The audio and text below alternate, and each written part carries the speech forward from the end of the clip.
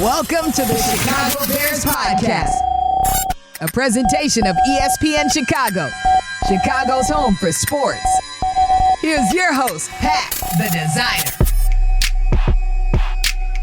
Bear down, Bears fans. Welcome into the Chicago Bears Podcast.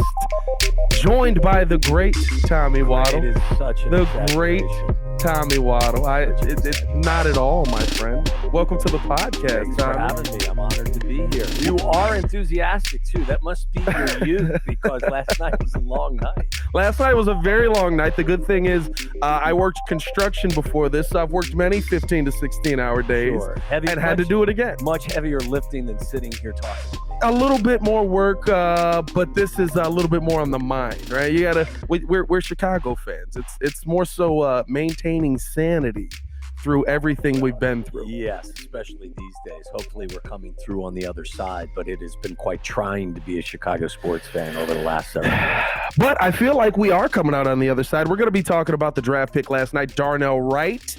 A very interesting move by Ryan Poles. It seems like it's got the city split. Also going to be talking about what the Bears got to do on day 2. We got a lot of draft left in this, and the Bears got a lot of picks. How many? Nine I believe 10? not 9 or 10? How about a bunch? We added one more, and then we lost one. That's next year. Yeah. I believe so. There's a lot of picks coming out here, and day 2 is going to be a fun time for us. All that and more in today's episode of the Chicago Bears Podcast. Make sure that you've hit the like button, subscribe to the page, and leave that 5-star review. Tommy didn't expect me to be this loud in this room. That's what that was. No, at you're first. enthusiastic for sure. I love it. It's just my age, I think. I got to bed late last night and got up early, so it's just how I roll. Oh, man. Let's get into it, though. Bears end up taking Darnell Wright, trading back, adding the 2024 pick in the 4th round, and it seems pretty split in Chicago today. I'm not going to lie. Well, I mean, listen, we'd argue about anything in this town. Yeah. My prediction was just, to go back in time, I thought that if, in fact, Jalen Carter made his way to 9, that the Bears would, in fact, draft him. Yes. But obviously, based on what we saw last night, the conclusion is that there was something about him that didn't sit well with them. And if it's something that you can't get past, then they did exactly the right thing, and they pivoted and they went the other direction.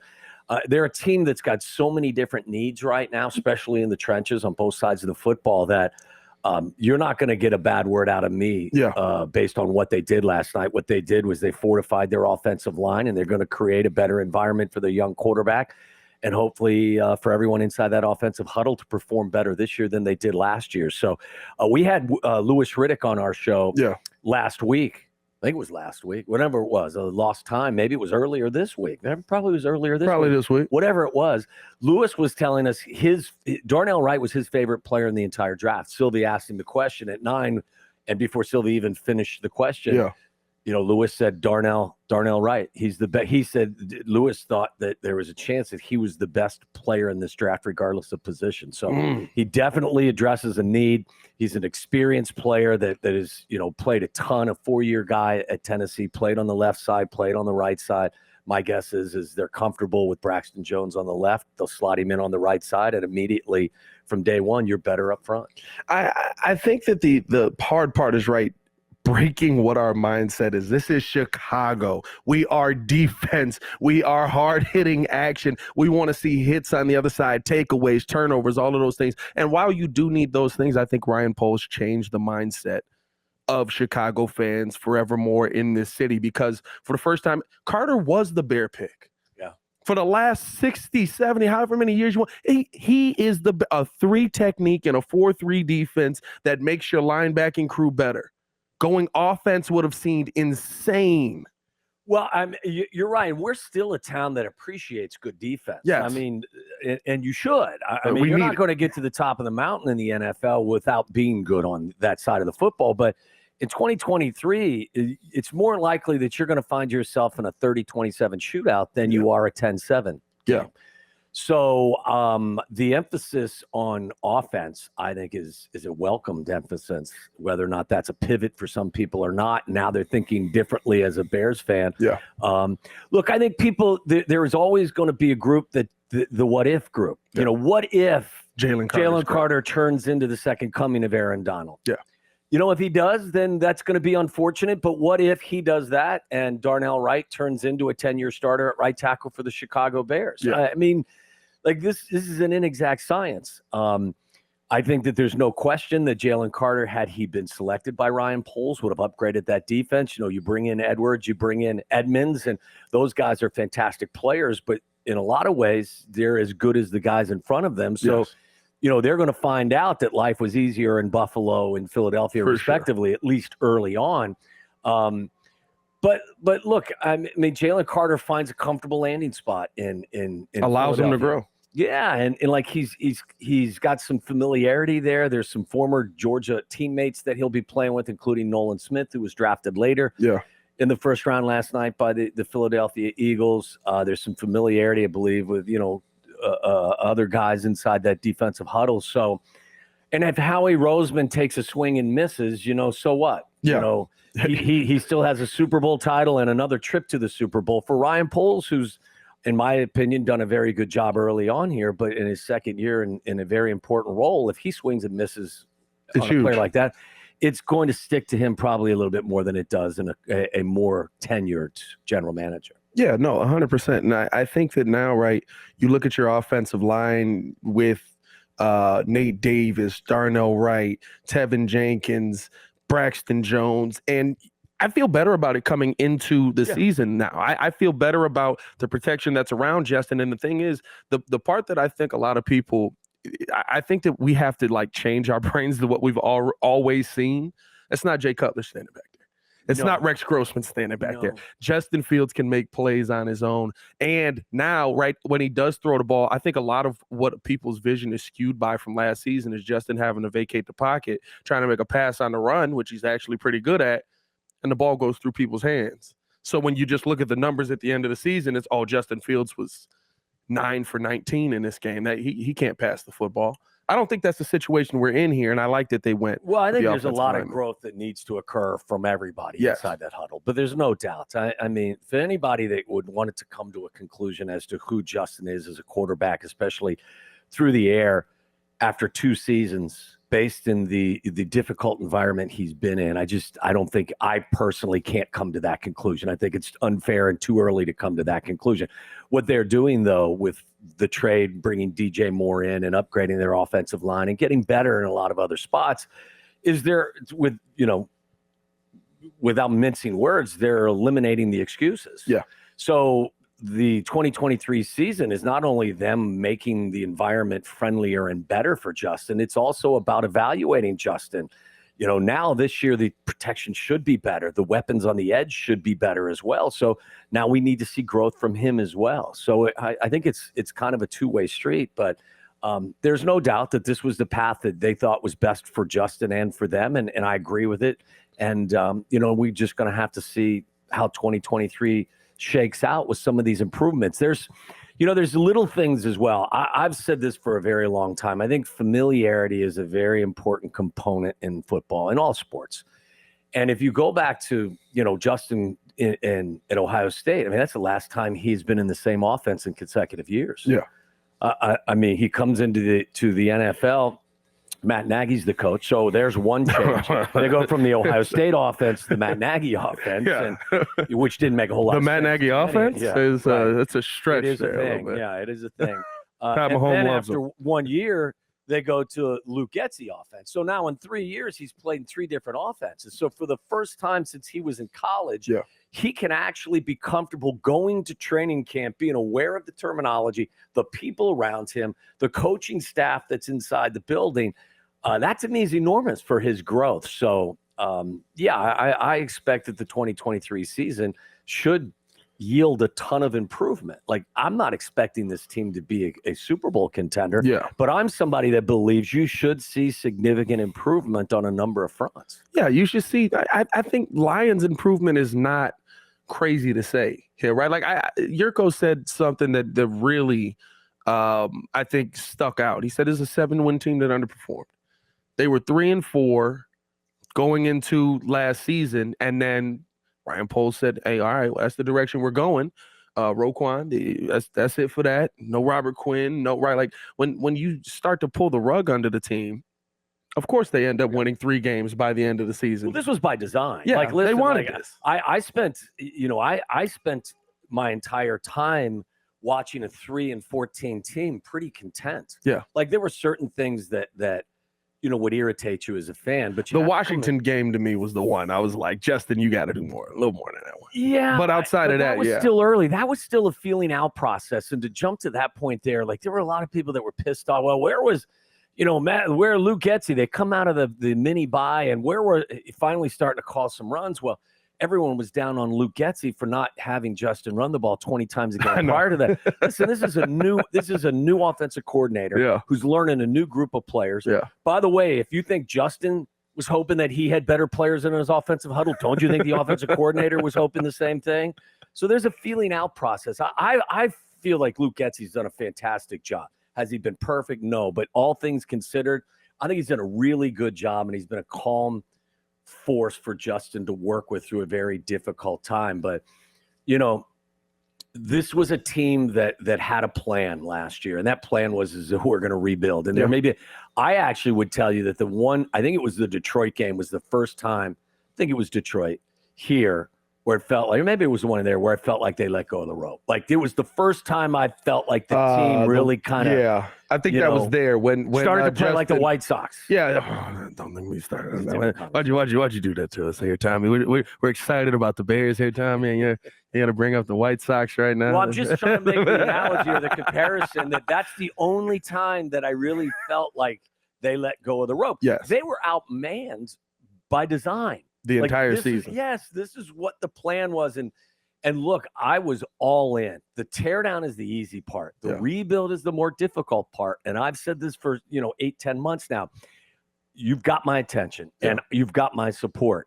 But I'm not going to be, as a fan or as someone who covers the team, I'm not going to be as forgiving in 2023 as I was in 2022. Absolutely. And while I'm not expecting a Super Bowl championship, I'm expecting improvement from the coaches, from the players, from everybody involved. So if they come out with a 3-14 season next year, something went wrong. Yes. Either Ryan didn't do a really good job in the draft and free agency, or Justin didn't make the progress. Luke Getsy didn't make the progress that he needed. This is a team that, in a very mediocre NFL that Yurko talks about all the time, should win 7 games. Yes.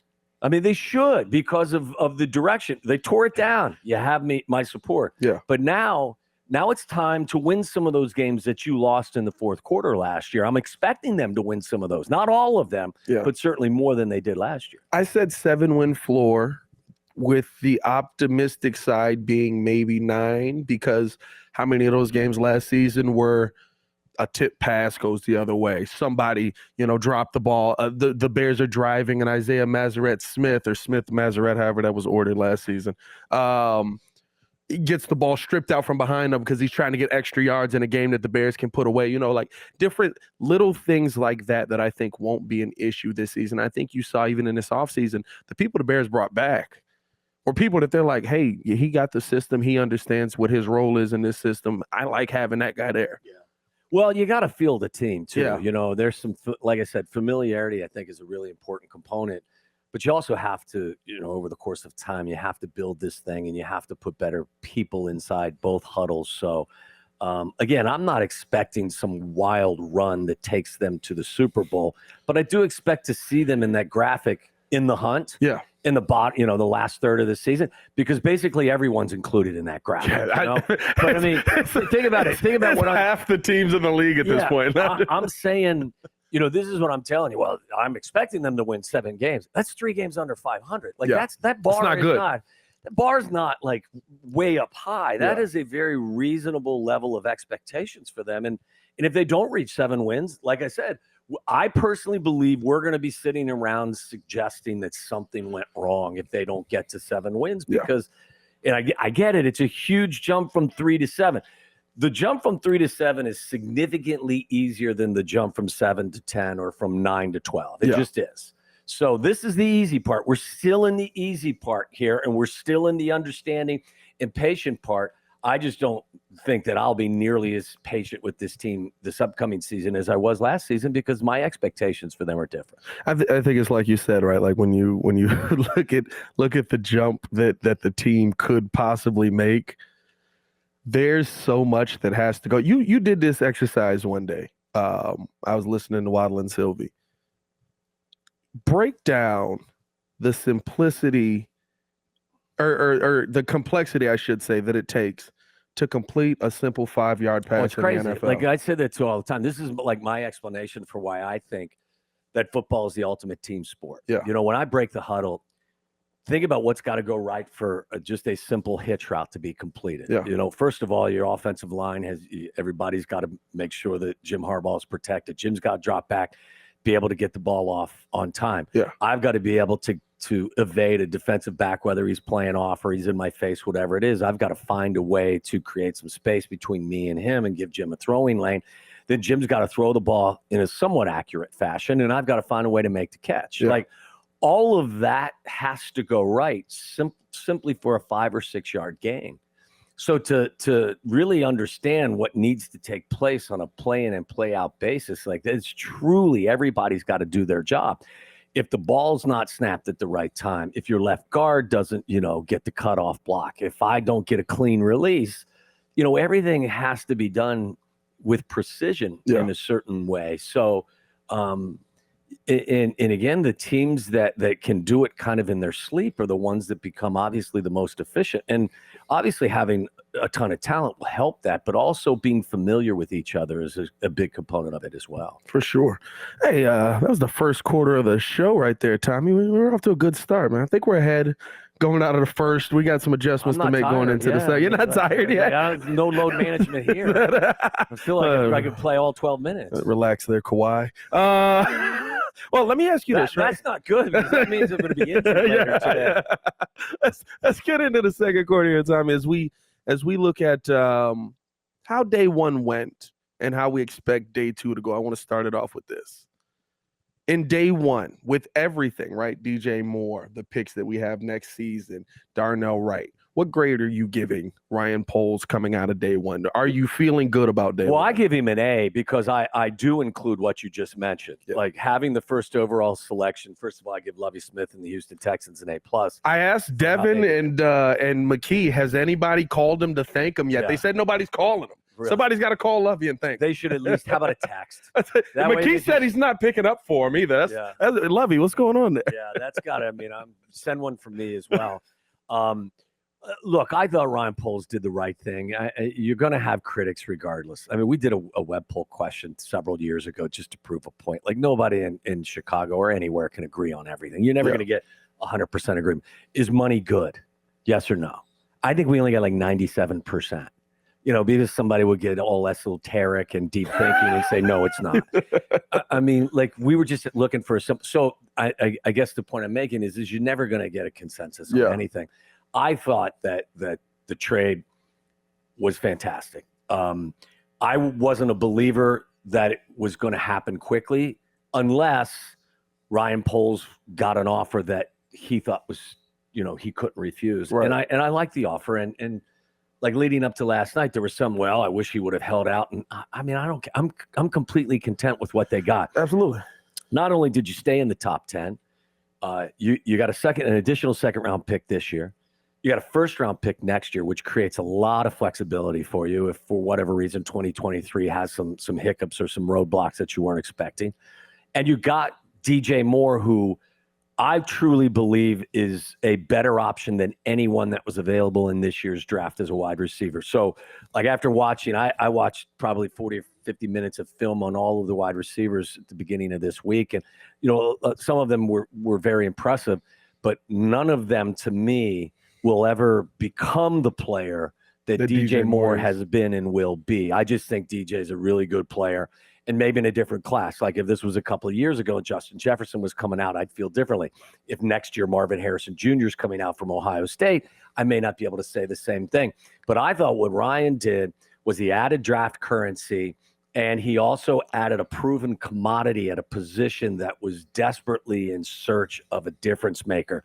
And now you don't have to worry about whether or not that first-round wide receiver is going to be able to adjust appropriately and contribute at the next level. Because that receiver you just added has been a Pro Bowler in the past and has had 3 or 4 1,100-yard receiving seasons and steps into your receiver room and instantaneously becomes your best player in there. So I loved the trade. And then again, like last night with Darnell Wright, what they do is they address an enormous need, which is a starting right tackle. So, I mean, he certainly gets an A from me. I'm a pretty easy grader, but I don't know how you could go. Are some people going to suggest, well, you didn't get enough in the trade with the Eagles for? I thought that was kind of. Ian Cunningham obviously has history with the Eagles, and they made the trade with Robert Quinn, with the Eagles for Robert Quinn. It was almost one of those, hey, how you doing? Good to talk to you. Just to make sure we'll move with you. It's only going to cost you a fourth next year. It was like one of those deals that just felt like it was almost like your brother-in-law made it with you. So it wasn't that big a deal to me. But, fourth-round pick in 2024 is meaningful. But that can still be an impact player. Yeah. I think sometimes in the draft people think like it's the NBA. No, like fourth rounders are impact players. Yeah. Oh, maybe sure. I mean, there are a lot of guys in the league that came in the league in fourth round and end up being some of the top players in the league. So I'm not worried that Jalen Carter is going to make us regret them moving away from him and drafting. All I care about at this point, does Darnell Wright become a guy that you can count on for the next 7 to 10 years as your right tackle or somewhere else on your offensive line? And if that's the case, then the pick was a success for sure. And to your point, right, of course, peel this Band-Aid off real quick on the pod, first time mentioning him. We always go back to the Mitch trade up, right? If Mitch played as good as he did in the first year with Matt, where it was the 24-12 and the Bears are winning, did we get the best quarterback in the draft? No. Did we get a good quarterback if he continues to play that way? Yeah. And Bears fans will be like, he went and got his guy. We don't care about where you're drafted unless you're bad. If Darnell Wright's bad, we're all going to be beating the drum of you miss Jalen Carter. But I don't feel like, at least from what I've seen from Darnell Wright, a lot of the names that were taken ahead of him on the defensive end, he stopped.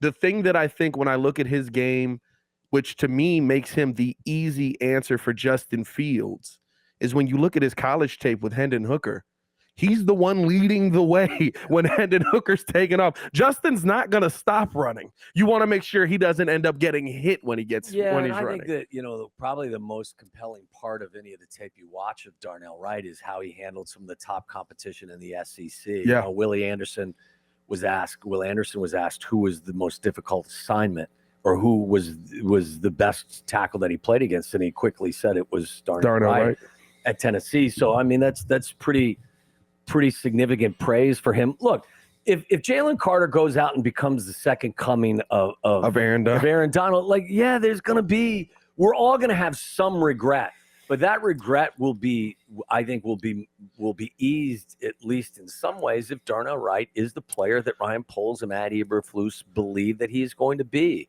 And at this point, with all of the needs that they had up front, especially in the offensive line, and they have them on the defensive line as well, in the trenches, you got a player that projects to be an instant starter and upgrades what you're trying to do. So, I'll wring my hands later.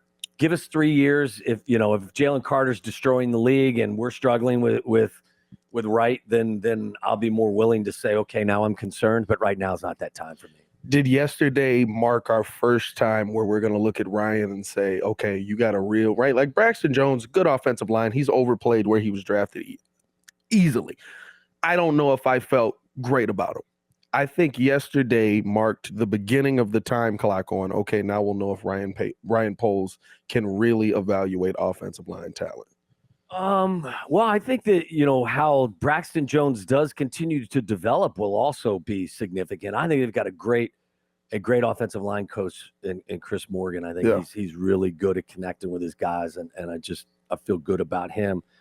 But sure, listen, Ryan's a former offensive lineman, played at Boston College, had, a spin here with the Bears in training camp. He knows the position. Yeah. So you would hope that his experience and his knowledge and all that he brings to the table from that positional perspective will in fact help him when it comes to the evaluation process. So, yeah, I think for that reason, because he's a former offensive lineman and this was his first round pick, there will be some conclusions drawn, fair or not, about, how his tenure in Chicago will have gone early on. As we get into day 2 here, we'll take it into the third quarter. We had halftime here. Might as well go into the third quarter. Keep an eye. We up at Where's the the juice box and the orange slice? is that how the NFL goes? Usually it was that, and then, you visit to the men's room. I was going to say maybe another shot in the shoulder of Toradol or in the ass for Toradol. I was going to say you played in the 90s there, Tommy. Is this a little heater at the halftime, or no? That was still a little bit. We were advanced from there. It wasn't. Okay. It wasn't Len Dawson. Still, my favorite sports picture of all time is Len Dawson, I think, having a Sprite and a smoke on the sideline. Or at least at halftime, sitting in a folding chair at the half. Oh, man. As we keep this thing going, man, appreciate you guys for tuning in. Make sure that you are listening in on the ESPN 1000 app, ESPN Chicago app. You can listen to ESPN 1000. You can listen to the Chicago Bears podcast. You can also go straight to the Chicago Bears podcast on YouTube, and you will get all the draft coverage that we here at ESPN have for you. As we get into this third quarter here, when you're looking at what day 2 is, 9-53 is a chasm. I'm not saying there won't be, right? Everybody's always like, this is a weak draft. It's a top heavy draft. And then by the end of it, we're talking about a 5th rounder and a 6th rounder that are, all pro players. And how'd they miss this guy? But 9-53 is a chasm to me. I think there's a lot of talent that comes off the board there. Do you see in day 2 Ryan Poles moving up? Do you see him trying to close the gap? I think gap? it's a legit possibility because you got 3 picks here tonight, right? Yeah. I mean, you've 53, 61, 61, 64. Yeah. That was one of the things that kind of stood out to me before even last night was that there was this big gap, as you say, between at that point 9, they traded back to 10, but then 53. I wouldn't be shocked if they decided to move forward, if there's somebody there, because now if in fact the rest of the NFL has the same opinion of this draft that all of the draft experts had, is that there was 10 to 15 first round grades, and then after that the dip was pretty significant.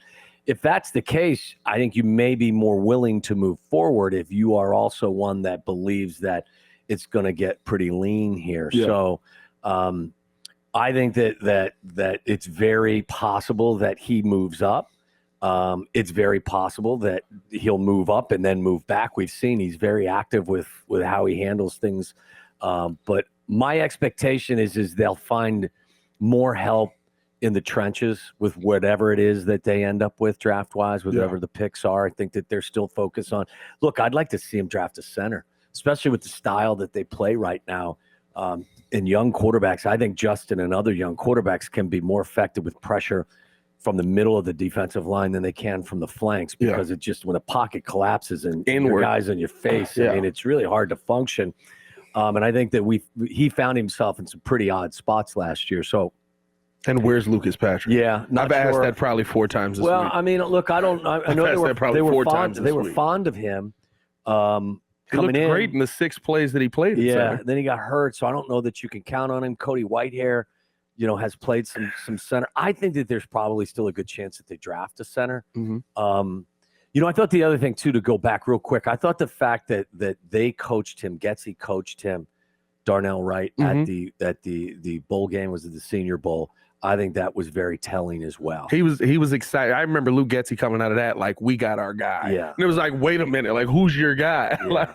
and we thought receiver, we thought something else. Look, you can hold individual pro days. You can visit with guys. You can have them to your building, but seeing them work in your system, I think, is the best way to see what you have. So, but to get back to the question, I think that they'll still focus on the trenches.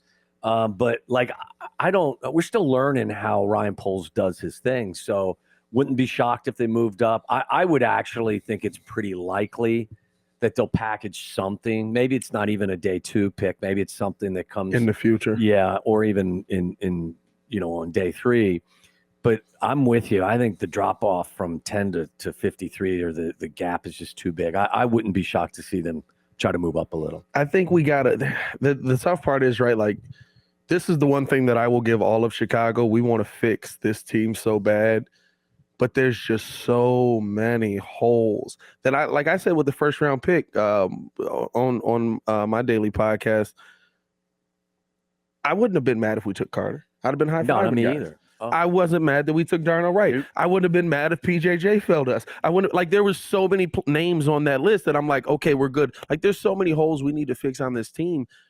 Where are you looking at? We need another cornerback. Yeah. We need a 3 technique. Yeah. We need some pass rushers. We had 10 sacks last year on the defensive line, and not Eddie Jackson. Jaquan Brisker had 4 of them. He was your leading sacker. Like that can't be the case week in and week out where quarterbacks are just back there. I mean, we saw Mike White look like he was living on cloud 9 back there. Well, that's why, I mean, look, I as I said earlier, I'm expecting a lot of progress, but I'm not one that believes you can solve all these problems in one season. Yeah.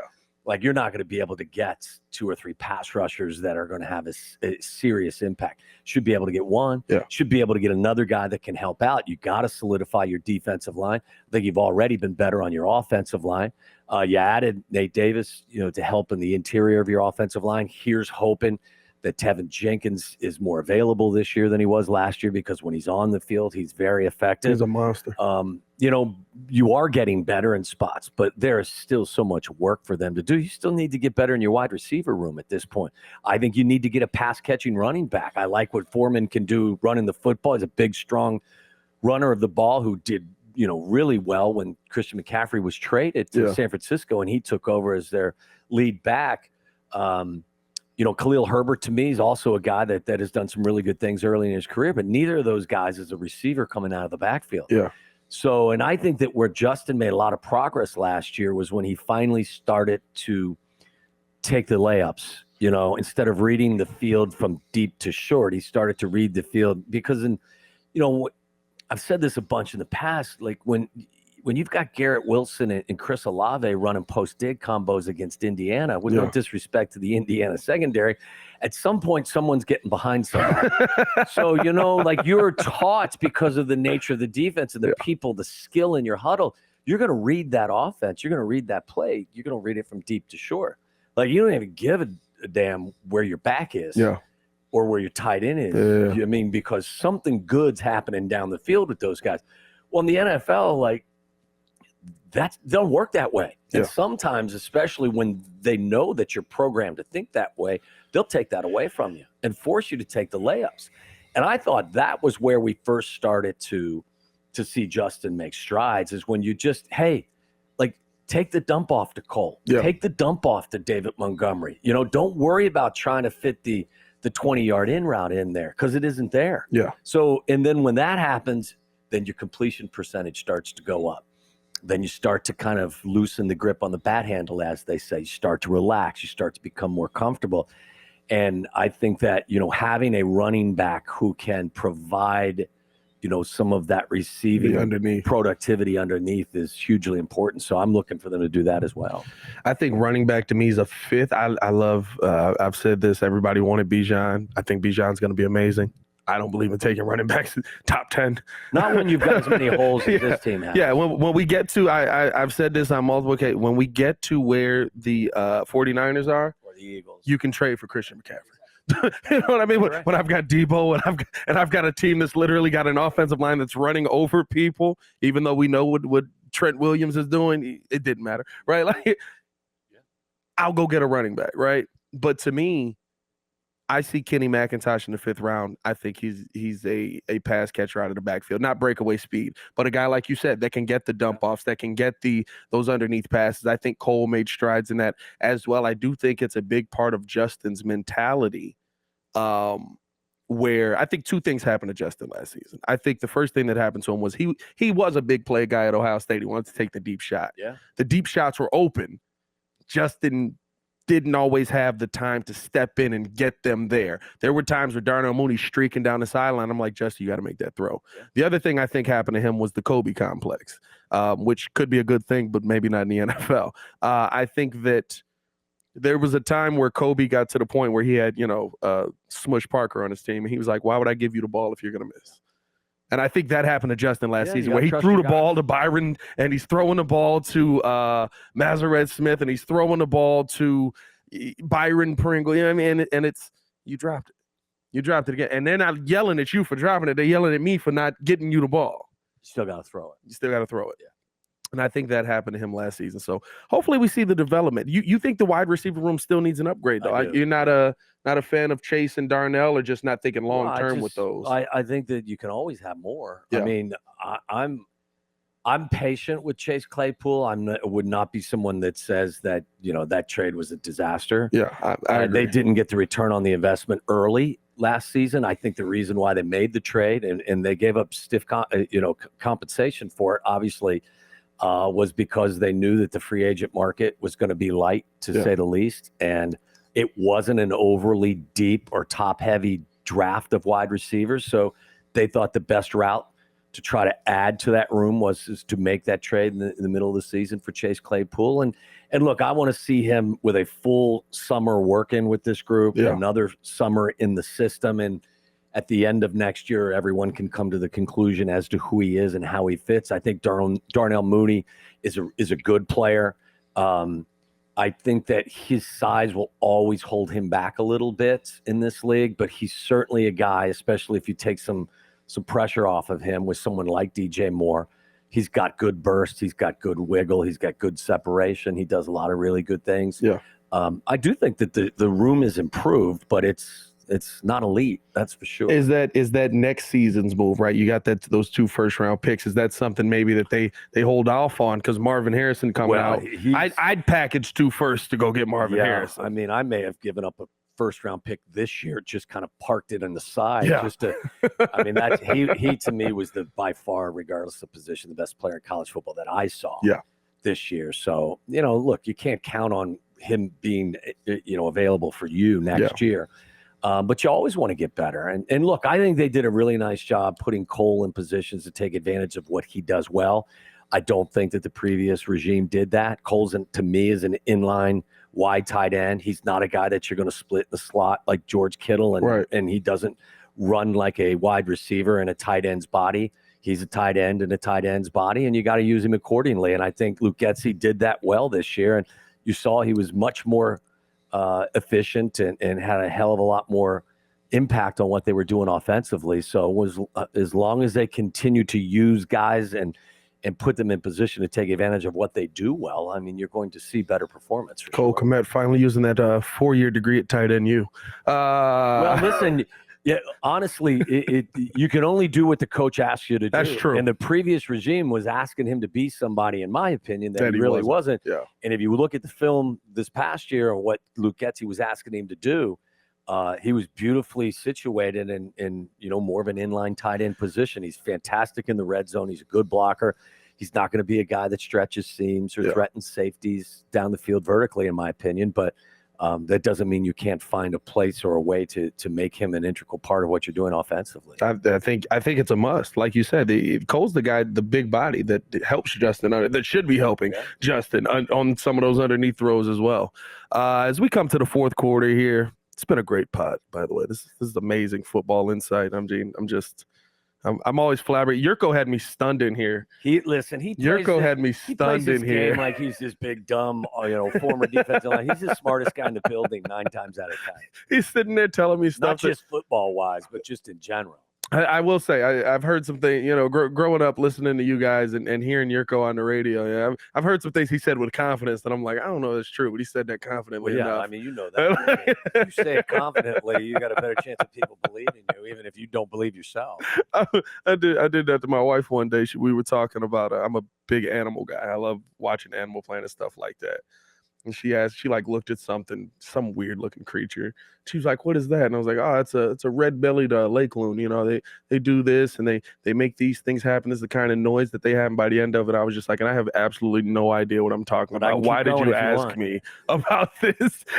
But that's Yurko. If you're looking at the team right now, rookies are going to be coming in. You have to explain. I saw Cap do something last night at the amazing event that was put on between the Bears and ESPN, that he was basically just telling Kyler Gordon things about Chicago that Kyler just didn't know, right? And putting Kyler on game with what it is to be a part of this city. If you, being a former Bear, had to tell these rookies coming in, what does it mean to be a Chicago Bear? What would you tell them? I mean, the first thing I would say is understand the magnitude of the jersey that you're wearing. And while the team hasn't had the success that we all have, wish that they would have had, it doesn't change the importance of being given the opportunity to represent the Charter franchise. There's a lot of history that has come in that uniform from a lot of different people, come from a lot of different places. Some of the greatest players in the history of this game, George Halas, creates the league. Yeah. So just understand the magnitude. Just be appreciative, first of all, of the opportunity. Now, you earned it for sure, because they don't give these opportunities to everybody. So everybody that will be lined up and practicing next weekend up at Halas Hall will have earned that opportunity.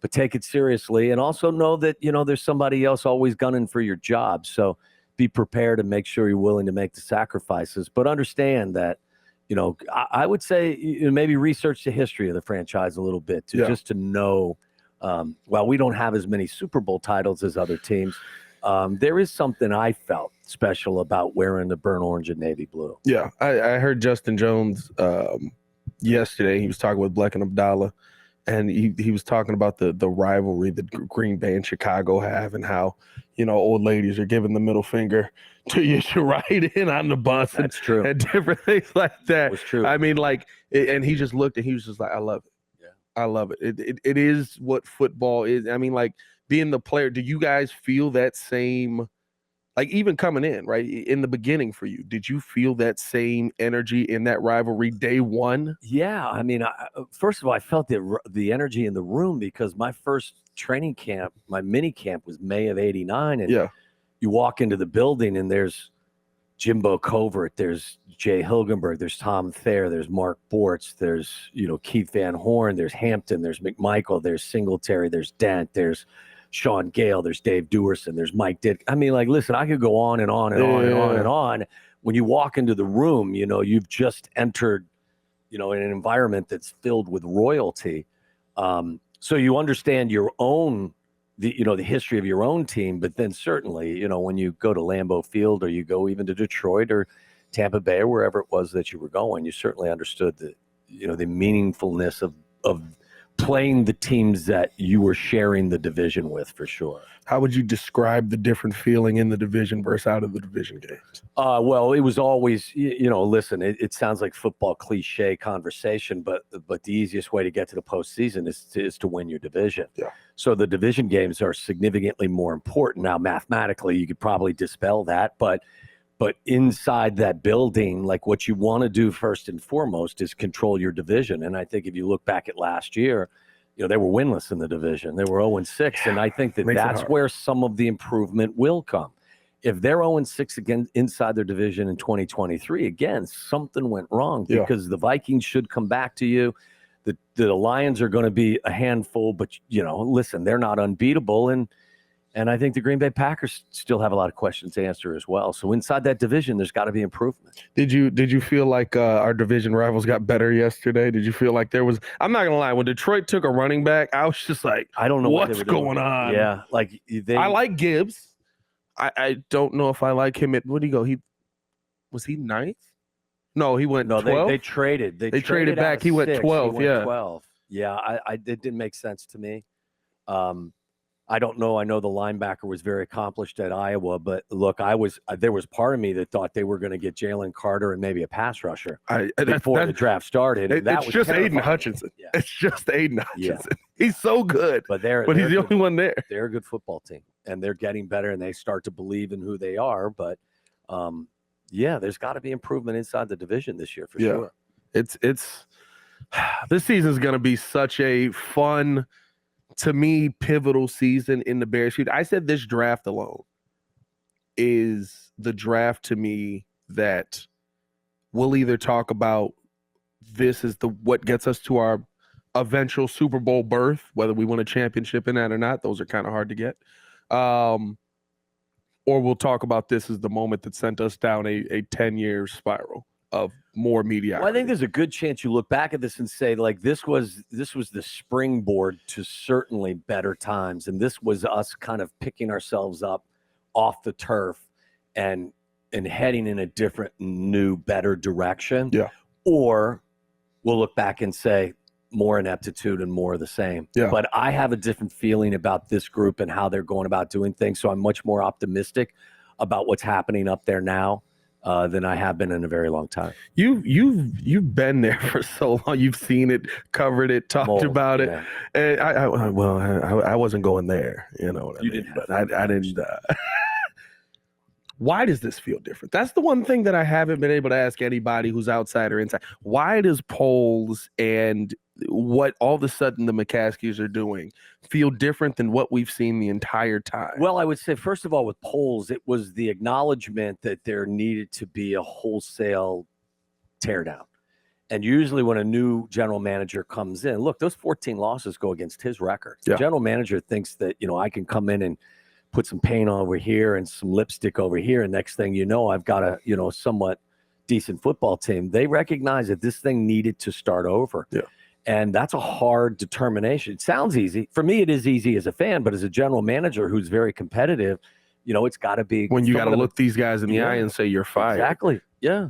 And I think that hiring Kevin Warren as the president of this organization also means that there's a different voice at the top of the food chain inside the building. And I think it's a voice that will be very beneficial for Ryan Poles and his crew. I like that they added Ian Cunningham to the mix as well. I just think they're doing business differently. Doesn't mean they're going to ultimately find their way to the top of the NFL mountain, but I feel better about the process that they're implementing now than I have in the past. Hey, I love it. Day 2's here. We're excited for the draft. Appreciate you guys for tuning in and showing love. Last thing here, Tommy. Day 2, who's the one name you want to see wearing a Bears jersey by the end of it? Wow. No draft expert. Who is the guy? We also have Google, and we can edit this if it takes us too long to find it. Listen, I found out doing this for as long as I've done it. Just don't lie. Don't pretend like you've got all the answers. You just be honest. Listen, I don't know. Give me a defensive lineman. Give me a pass rusher, whoever he is. Yeah. Whoever's the best pass rusher that's on the board when they pick him. That's who I want. All right. Leave him nameless, faceless, jerseyless, whatever it is, numberless, whoever that guy is. I want somebody. For me, the importance level or my power rankings in terms of positions are quarterbacks, guys that chase quarterbacks, guys that protect quarterbacks, wide receivers that help quarterbacks, and guys that guard the wide receivers are kind of tied there. So for me, outside the quarterback position, the most important position is the guys going after the quarterback. So give me somebody that can get a quarterback. There you have it there. Whoever you are, wherever you are. Wherever you may be. Welcome to the Chicago Bears. As always, man, it's your boy Pat the Designer back at it again, joined here by Tommy Waddle, former Chicago Bears wide receiver, and of course, my new teammate here at ESPN. I'm still taking all that in, man. Thrilled to be your teammate. All right, man. But I do want to do this before I get out of here. First thing, thank you guys for an awesome week. Of course. Shout out to Danny Zetterman for giving me this opportunity. This has been the dream come true. This is a good team. This ESPN 1000 team's a great team. It has been amazing. The transition has been awesome. I was very shocked that I got brought into it, especially seeing as how this is where I wanted to be growing up listening to this station. And I just want to thank you guys for being awesome. Of course, sitting on the podcast, but just making me feel welcome. Welcome to the crew. For sure. As always, man, it's your boy Pat the Designer. I'm not going to cry on this pod. I'm definitely not going to cry. I can't. I've talked about this on the breeze. Like the most momentous moments. My daughter's born. I'm like, maybe I'll cry. Nah, I'm probably just never going to cry. It's fine. Y'all stay safe out there, Chicago. Big Bear down to everybody. Let's hope for a great day too. Peace.